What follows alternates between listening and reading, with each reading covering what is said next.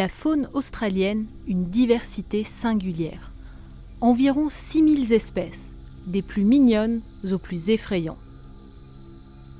À plus de 14 000 km du continent australien, les représentations de cette faune exotique sont empreintes de clichés. Telle une tornade, Taz, personnage des Looney Tunes, engloutit tout sur son passage. Mais savez-vous que derrière ce diablotin se cache un véritable animal ? Le diable de Tasmanie. Marsupial de taille moyenne, il possède une réputation bien erronée. Cette espèce carnivore pousse un cri strident qui a effrayé bien des populations. Hanté par ses grognements suraigus, les premiers colons européens l'auraient surnommé « diable de Tasmanie ». Pourtant, le spécimen n'a pas l'air si effrayant. Comment justifier les choix du taxidermiste pour représenter ce spécimen ? Marie-Dominique Vandamer est conservatrice au musée zoologique de la ville de Strasbourg.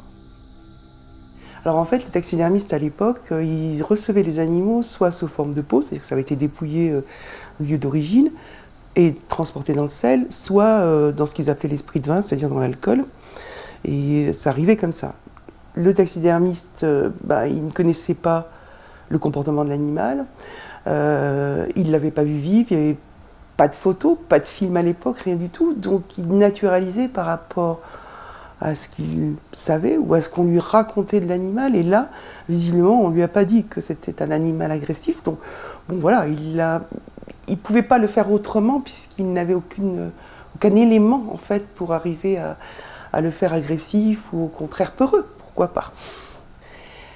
Alors la question du pelage, elle est tout souvent soulevée pour le diable de Tasmanie parce que c'est un animal qui a un pelage noir. Et en fait ici, le pelage a complètement changé de couleur. Alors c'est pas dû du tout au fait que ça soit peut-être une sous-espèce, etc. C'est simplement dû aux rayons du soleil, à l'exposition à la lumière, qui fait des dégâts considérables dans nos musées. Et qui, du coup, c'est pour ça qu'on a un musée complètement noir, où la lumière du jour ne rentre pas, justement pour préserver la couleur de ces animaux. Toujours dans la famille des marsupiaux, le phalangé volant, ou sucre volant, séduit par ses grands yeux ronds. Ce poids-plume de moins de 190 grammes est capable de parcourir dans les airs des distances allant jusqu'à 50 mètres. Mais comment est-il capable d'une telle prouesse ? Le phalangé volant adopte un vol bien à lui. En effet, il plane. L'animal ne possède pas d'ailes, mais une membrane particulière, très fine, située entre les membres antérieurs et postérieurs de l'animal, le patagium. Le spécimen, naturalisé en 1837, a été immortalisé en position de vol, ce qui implique d'étendre et conserver le patagium. Comment les taxidermistes ont-ils réussi à conserver une membrane aussi fragile ? En fait, à l'époque, il n'y avait aucun moyen de conserver ça, de moyens spécifiques, on va dire. Donc la seule chose, c'était de faire sécher le patagium pour qu'il persiste. Mais du coup, sécher veut dire fragiliser, comme tout ce qu'on peut conserver à sec. Il n'y a pas que le patagium, il peut y avoir des crabes aussi, c'est d'une fragilité absolument phénoménale.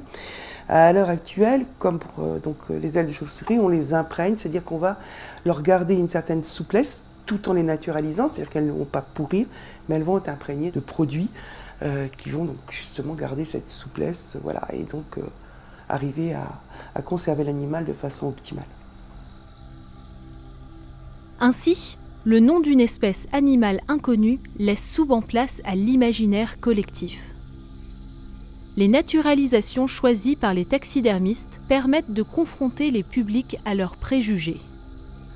À Strasbourg, le diable de Tasmanie voit sa réputation adoucie, tandis que le phalangé volant s'expose sous son vrai jour.